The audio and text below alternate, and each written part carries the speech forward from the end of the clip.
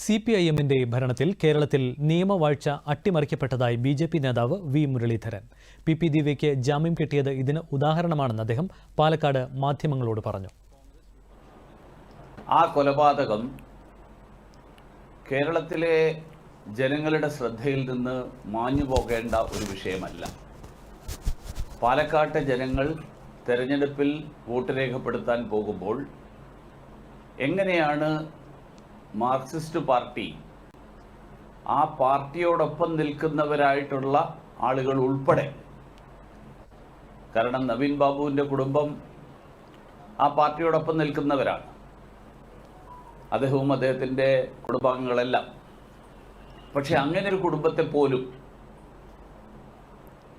പാർട്ടിയുടെ താല്പര്യവും പാർട്ടിയുടെ നേതാക്കളുടെ താല്പര്യവും ആ താല്പര്യത്തിന് അനുസരിച്ച് അല്ലെങ്കിൽ അതിനനുസൃതമായിട്ട് മാത്രം ബാക്കി എല്ലാ വിഷയങ്ങളെയും കാണുക എന്നുള്ള സമീപനമാണ് ആ പാർട്ടി സ്വീകരിക്കുന്നത് എന്നുള്ളത് വളരെ വ്യക്തമാണ്.